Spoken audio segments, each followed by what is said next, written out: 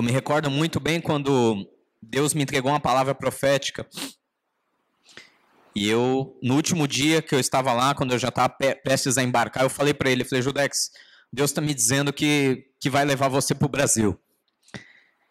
E que um grande laço vai começar a partir disso aqui. Um grande laço de trabalho, de amizade.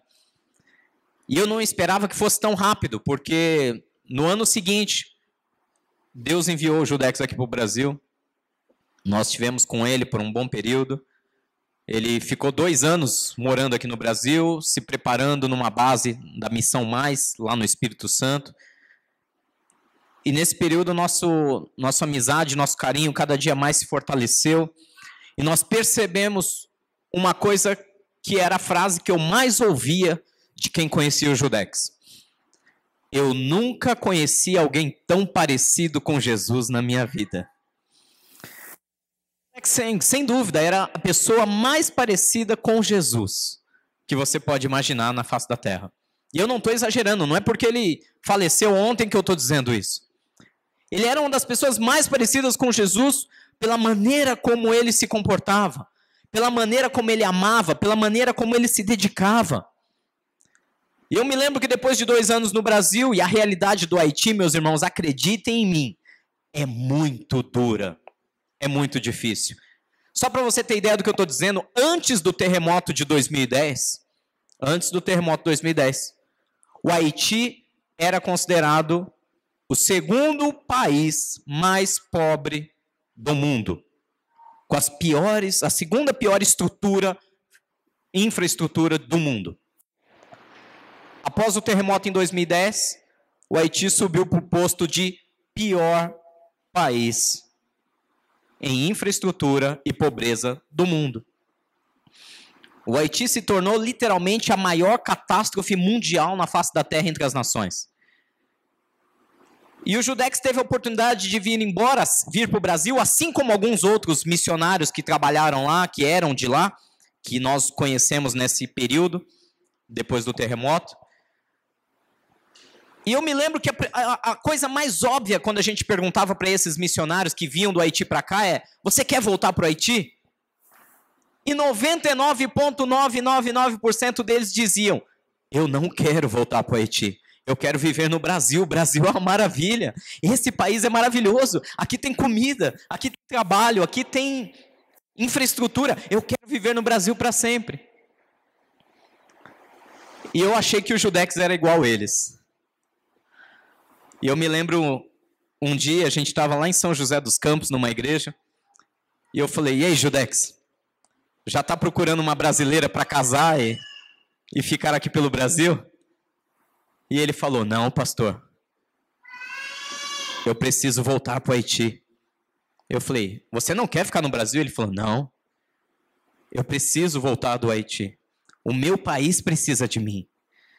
Aquelas pessoas precisam de mim. Aquelas crianças precisam de tudo que eu estou aprendendo aqui e eu preciso levar isso para elas.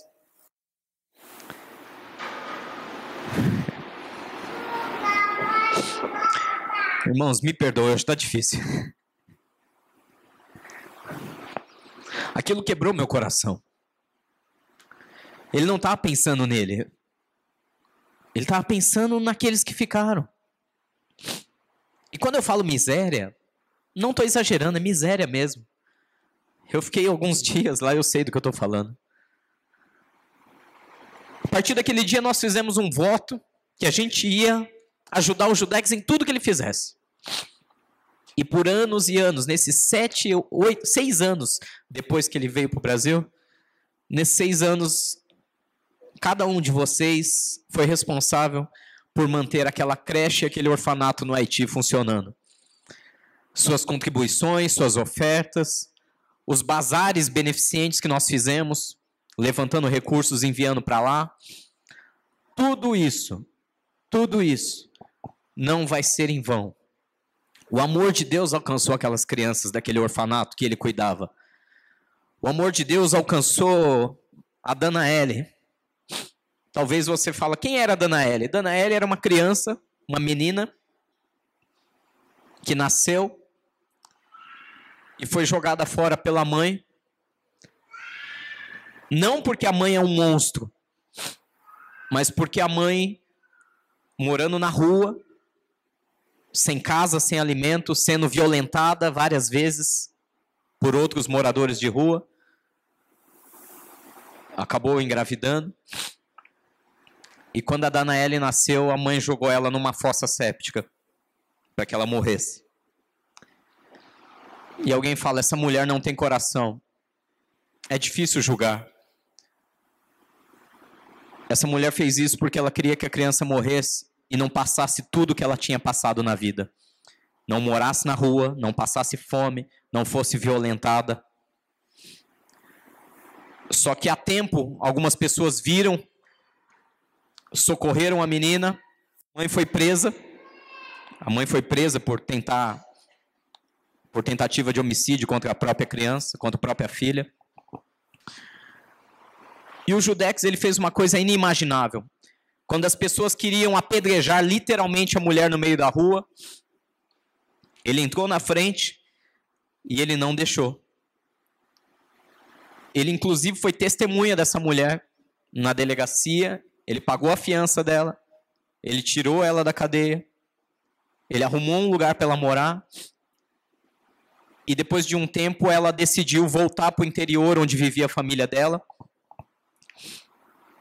Mas ela disse, eu não tenho condições de criar essa menina depois do que eu fiz com ela. E o Judex adotou a Danaele. A Danaele é a filha dele. Uma bebezinha linda. E ela fazia parte, ela foi a primeira criança de toda aquela creche e depois do orfanato que ele veio a trabalhar lá. O orfanato Beraca. Eu sei que eu estou falando tudo isso, mas parece que eu só estou colocando aqui meus sentimentos, meu carinho por ele, mas eu quero que vocês entendam o que nós estamos falando aqui nessa manhã. Aquele rapaz, aquele jovem rapaz que morreu de uma maneira tão inesperada, ele era uma das pessoas mais parecidas com Jesus que eu já conheci. E eu quero deixar com vocês uma mensagem que não é minha. O que eu quero falar com vocês hoje sobre seja feita a sua vontade, não é só o meu coração clamando a Deus para aceitar a partida rápida do Judex. Eu não estou triste por ele ter morrido em si, eu estou triste pela saudade que fica por tantos projetos inacabados aos nossos olhos humanos, que poderiam ser feitos ao longo da vida dele. Eu sei que é meio bizarro dizer isso, mas eu me alegro em saber que ele hoje está nos braços do Pai. Eu me alegro em saber que um dia nós vamos nos encontrar. Eu me alegro de coração. Eu sei onde ele está e eu sei para onde todos nós vamos. Mas eu quero deixar com vocês uma mensagem que nasceu no coração de Deus e veio para o coração do Judex. Tem algumas fotos apenas para vocês entenderem um pouco melhor essa história toda. Pode passar, por gentileza. Essa foto foi na nossa despedida em 2011, lá no Haiti, quando eu estava saindo para pegar o avião. Eu já estava com o olho cheio de lágrima aí também, só por saber que eu ia demorar para vê-lo. Pode passar, por favor. Esse foi durante o trabalho, num dos acampamentos. Uma coisa que ele conseguia, e você pode reparar em todas as fotos do Judex, como em meio a tanta dor e tristeza que a gente enxergava, esse rapaz só vivia sorrindo. E ele sempre estava rindo, sempre estava falando coisas engraçadas, sempre olhando o lado bom da coisa. Ali junto com a gente, dando risada também, era o Joseph Remy, era outro tradutor nosso. Pode passar. Isso aí foi o dia que a gente andou de tap-tap pela primeira vez. Eu fiz questão de mostrar para vocês o que é um tap-tap. Nada mais é que uma caminhonete. Aqui, você pega um exemplo aí, uma Ranger, uma S10, faz uma cobertura de madeira na caçamba, e esse é o tap-tap, é o transporte público. E ele está aí com esse boné azul, eu estou logo atrás dele, a gente fazendo festa indo fazer o trabalho missionário em algumas regiões, algumas aldeias. Esse era o nosso transporte. E, infelizmente, foi num desses que ele veio a falecer. Obviamente que segurança nenhuma, né? Uma caminhonete que você vai sentado na caçamba. Pode passar? Essa foto foi aqui, em algum culto de fim de ano, num Natal, se eu não me engano. Eu acho que foi 2016, se eu não me engano. Natal de 2016, as paredes ainda estavam azuis. Então eu acho que foi em 2016. 2017 a gente já tinha feito a reforma e a pintura. E ele que estava trazendo a palavra, estava aqui pregando no nosso café da manhã de Natal. Pode passar. E essa foi a última mensagem que o Judex publicou. E é sobre isso que eu quero falar com vocês nessa manhã, essa mensagem que Deus trouxe ao coração dele.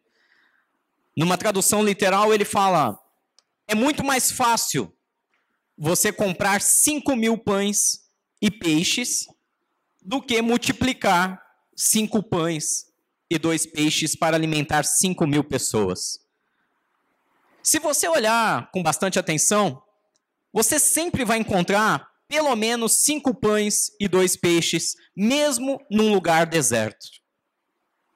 Opa, mas não é do meu jeito, Senhor. É do seu jeito.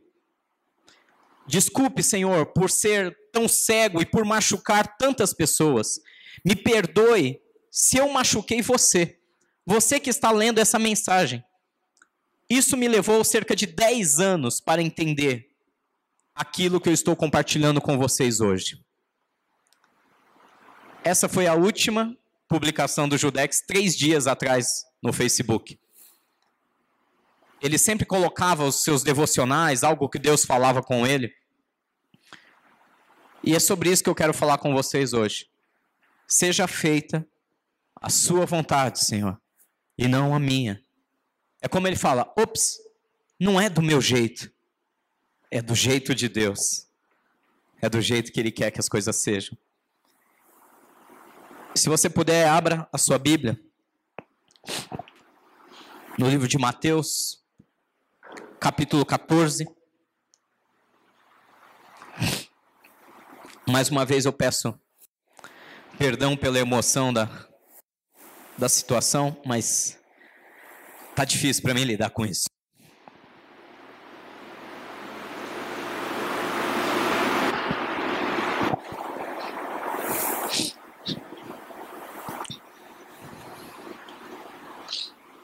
Mateus capítulo 14, versículo 15 em diante.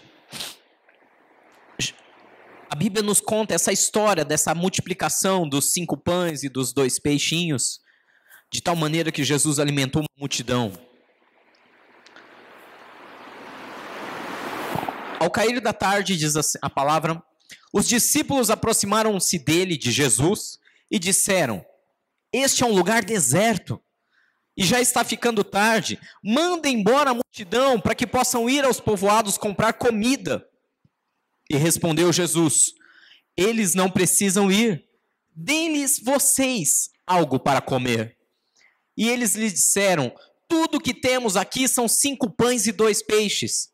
Versículo 18: tragam-nos aqui para mim, disse ele, e ordenou que a multidão se assentasse na grama. Tomando os 5 pães e os 2 peixes, e olhando para o céu, deu graças e partiu os pães. Em seguida, deu-os aos seus discípulos e estes à multidão.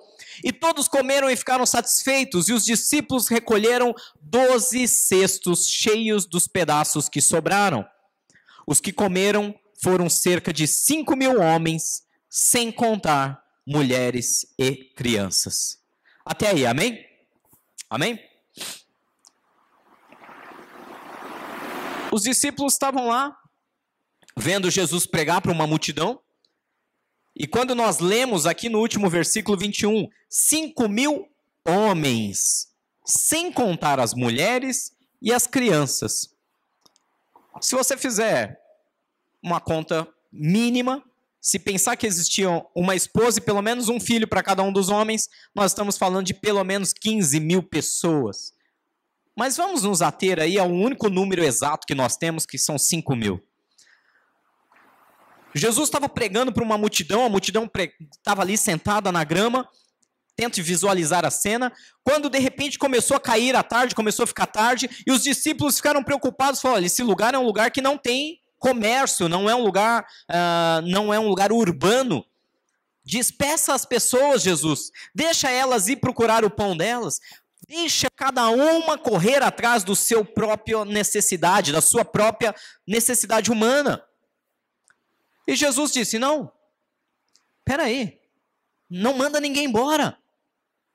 Façam vocês, deem vocês de comer a eles. Senhor, mas é muita gente. Como que nós vamos alimentar essa multidão? Jesus fez uma pergunta muito simples. O que vocês têm? O que vocês têm? E eles disseram, olha, Senhor, a única coisa que a gente tem aqui são 5 pãezinhos e 2 peixes.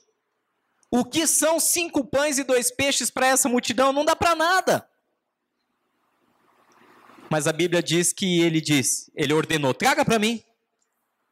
Mandou todos se assentarem, pegou os pães, deu graças e começou a dividir para os seus discípulos, que depois dividiram para a multidão. E foi aí a multiplicação e o milagre dos pães e peixes. Meus queridos, eu quero que vocês entendam, e eu quero trazer para vocês hoje a última mensagem que uma das pessoas que eu mais amava nessa terra deixou para nós. Quando ele diz, ops, não é do meu jeito, Senhor, é do seu. Muitas vezes nós olhamos para uma situação, nós olhamos uma multidão, nós vemos uma situação dentro da nossa casa, dentro do nosso trabalho, ou através de pessoas que nós amamos. Nós vemos uma situação talvez como essa, que para nós parece ser trágica, de uma pessoa que se vai de uma maneira tão inesperada e nos deixa com o coração em pedaços. E nós olhamos, Senhor, eu não tenho como resolver isso. A multidão é muito grande. Mas aí vem a grande pergunta que Jesus faz para nós nessa manhã. O que você tem nas mãos? O que você tem nas mãos? Talvez você olhe para a situação, não sei, talvez da sua empresa, do seu trabalho, e você fala, eu tenho um problema sério aqui, eu não tenho como resolver. Talvez uma dívida, talvez uma falta de trabalho, falta de recurso, e você olha, eu não consigo resolver isso. Senhor, olha o tamanho do problema, é muito grande. E Jesus manda te perguntar nessa manhã, o que você tem nas suas mãos? Não se trata do que você pode ou não pode fazer, se trata do que você tem a oferecer no dia de hoje. Porque aquilo que você oferece, aquilo que você entrega nas mãos de Jesus, Ele multiplica, Ele transforma.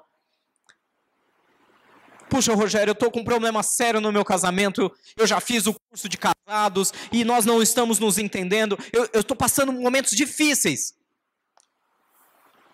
Para de tentar fazer do seu jeito. É o que o meu amigo Judex diria nessa hora. Entrega nas mãos de Jesus o seu casamento. Confia nele. Deixa ele trabalhar. Deixa ele trazer multiplicação de vida. Deixa ele te alimentar. Pastor, eu não sei mais o que fazer com o meu ministério. Eu me sinto desanimado. Eu não tenho mais força para orar. Eu não tenho mais ânimo para estudar a palavra. Eu quero fazer tantas coisas. Eu quero ajudar os pobres. Eu quero fazer obras sociais. Mas eu me sinto tão só. Eu não tenho ninguém para me ajudar. Eu não tenho estrutura. Falta dinheiro, falta estrutura física, falta isso. O que você tem nas mãos? O Senhor te pergunta nessa manhã. São 5 pães e 2 peixes? Tragam-nos aqui para mim. Entrega para Ele. Deixa Ele agradecer. Aprenda você a dar graças por aquilo que Deus já te deu. Eu sei que o coração humano é natural, não estou julgando ninguém porque eu sou assim também. Todos nós somos assim. Se Deus nos dá algo, É óbvio que daqui a alguns dias nós vamos querer algo melhor. Você tem uma bicicleta, você deseja uma moto. Você tem uma moto, você deseja um carro. Você tem um carro, você deseja um carro maior, mais novo. É assim. Deus conhece o coração humano e sabe.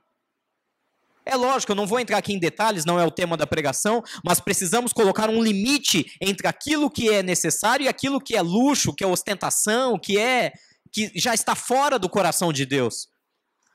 Mas Deus sabe que nós temos sonhos e projetos nobres. Deus sabe que nós temos desejos que são muito nobres. E talvez você possa querer, olha, eu quero tanto mais de Deus. Mas parece que eu não estou vendo Deus trabalhar, parece que eu não estou vendo resultados. Eu não consigo ver o milagre acontecendo. Eu não consigo ver sequer a salvação da minha família. Está difícil de ver isso, pastor. Parece grande demais, parece igual a ter que alimentar uma multidão. Jesus te pergunta hoje de novo, o que você tem na sua mão? O que você pode fazer? Ah, mas o que eu posso fazer é tão pouco. Quando você entrega isso nas mãos de Jesus, não é do seu jeito. Não é do seu jeito. Você coloca isso nas mãos de Deus. E Ele faz acontecer um milagre. Aprenda, meu irmão, aprenda a confiar e descansar, que a vontade de Deus é melhor que a nossa. Nós cantamos isso aqui sobre o amor de Deus. Tua vontade é boa, perfeita e agradável para mim. Está lá no livro de Romanos, capítulo 12, versículo 1 e 2. A vontade de Deus, ela é boa, ela é perfeita e é agradável. Ah, pastor, mas e na hora que a coisa dá toda errada? Alguém pode pegar até a situação do Judex e dizer, mas isso é bom, isso é perfeito, isso é agradável? Para mim, para você, talvez não, mas para ele eu não tenho dúvida que é. Eu não tenho dúvida que nessa hora Jesus está lá, de braços abertos, abraçando ele bem forte, e sorrindo e dizendo, meu filho, eu te esperei, como eu ansiava por esse momento. Você me honrou, ajudando cada um daqueles órfãos, cada uma daquelas crianças naquela situação de miséria. Você abriu mão de um conforto para viver uma vida que não era sua, para viver a minha vontade. Hoje eu estou te honrando. Se para mim, para você, se até mesmo para os pais do Judex que agora estão lá com o coração dilacerados, pode não parecer a melhor, a boa e agradável, perfeita vontade de Deus, eu te afirmo que para o Judex, que está nessa hora abraçando o Senhor, é a melhor, é a boa, é a perfeita e agradável vontade do Pai.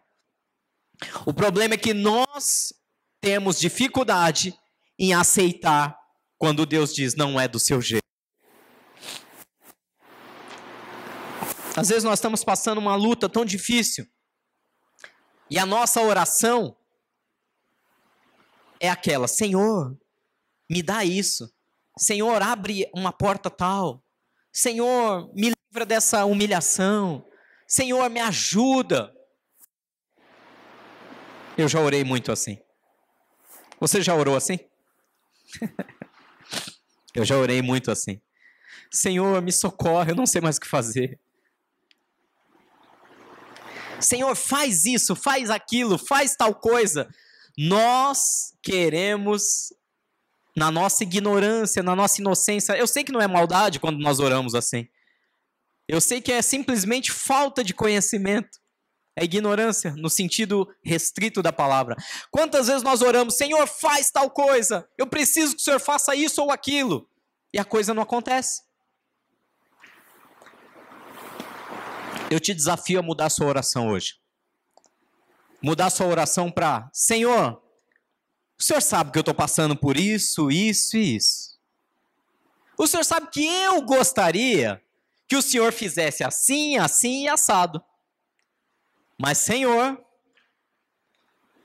com coragem eu vou dizer, seja feita a sua vontade. Seja feita a sua vontade. Nós temos um jeito de resolver coisas. Nós temos o nosso jeito de solucionar problemas. E nós pegamos nossa razão humana, nosso conhecimento humano, às vezes nosso conhecimento técnico em alguma área, e falamos, é assim que nós vamos resolver isso. Mas Deus vai lá e fala, não, peraí, só um segundo. Essa é a sua maneira. Os discípulos, o que eles fizeram? Jesus, não dá para alimentar essa multidão. Libera o povo, Jesus.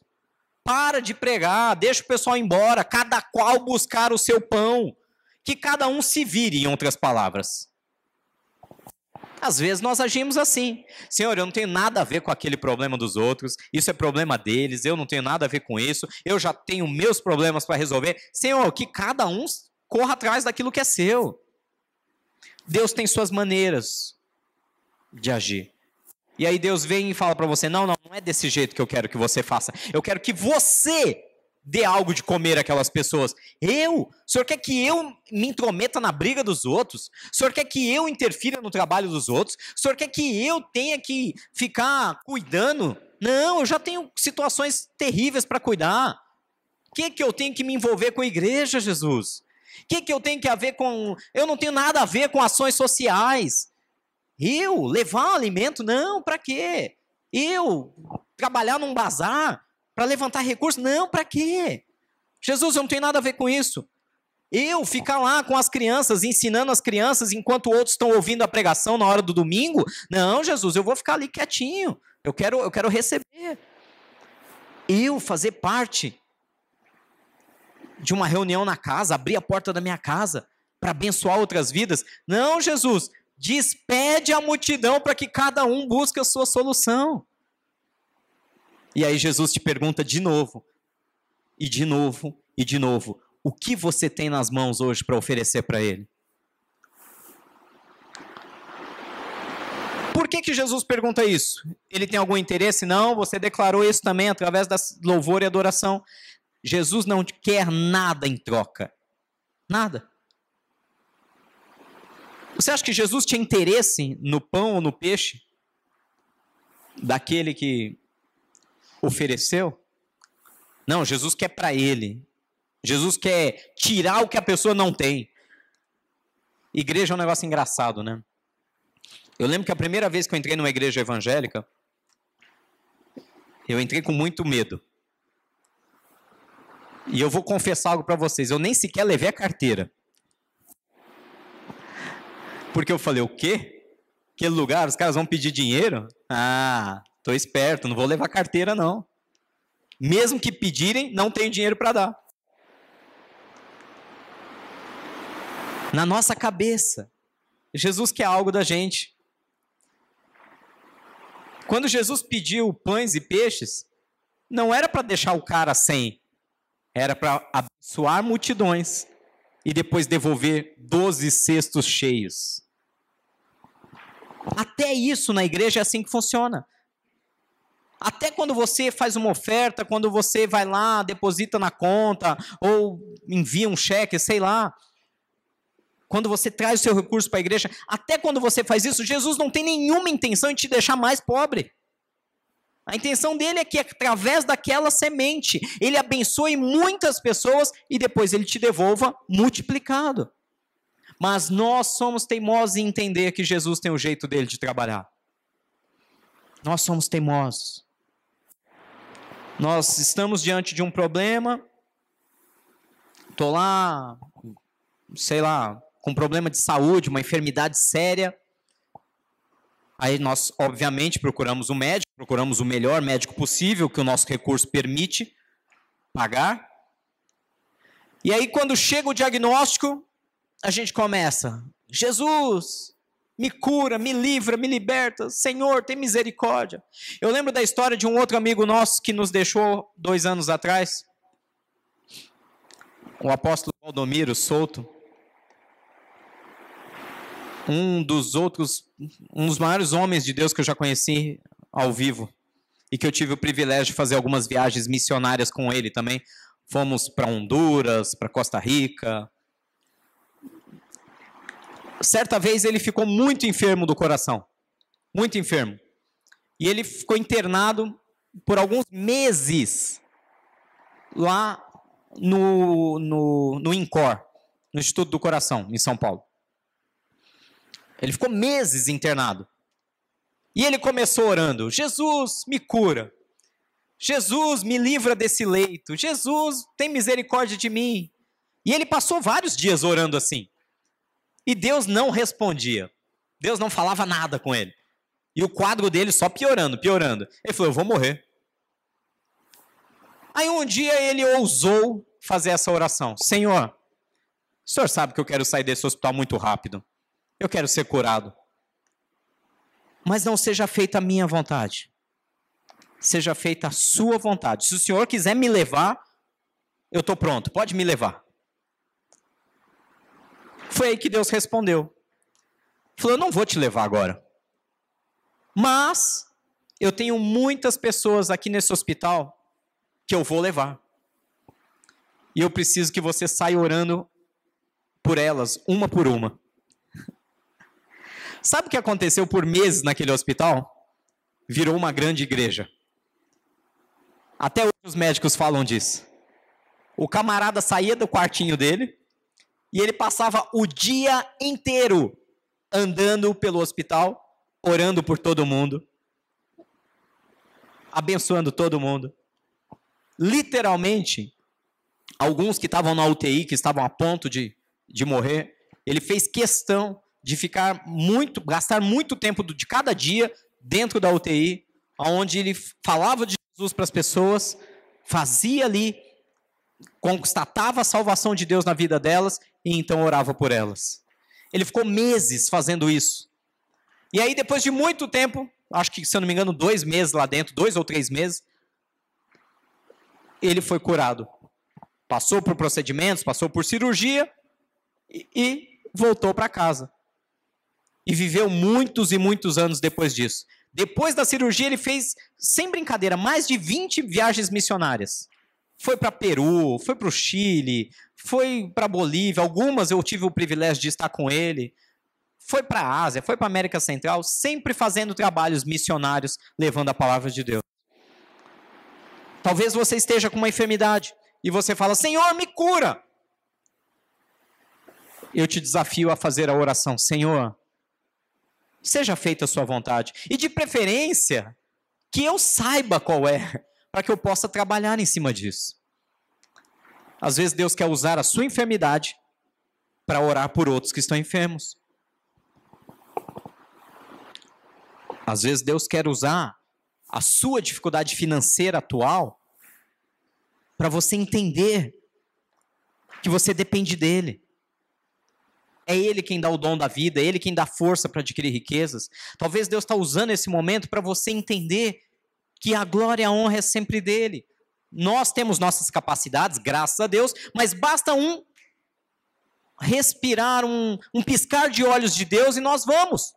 Nós partimos desse mundo, como foi com o nosso irmão. Nós não sabemos a nossa hora, irmãos. Nós não sabemos o nosso dia, pode ser amanhã. Eu estou falando aqui com vocês, daqui à tarde eu posso não estar mais aqui. O importante é, quando nós deixarmos esse mundo, nós vamos ser conhecidos como aqueles que despediram a multidão. Ó, Jesus, eu tenho muito para resolver. Então, essa bucha não é minha. Resolve isso aí com eles. Libera o povo. Ou nós vamos ser conhecidos como aqueles que: Senhor, eu não sei como fazer isso. Eu não tenho forças para resolver isso. Mas o que eu tenho está aqui. Aqui estão minhas habilidades. Aqui estão minha juventude. Aqui estão minha saúde. Aqui estão meu amor. Aqui está meu desejo de fazer algo pelo outro. O que eu tenho eu entrego nas tuas mãos, Jesus. Aqui estão meus 5 pães e meus 2 peixes. Que o Espírito Santo fale com vocês através dessa palavra, amém?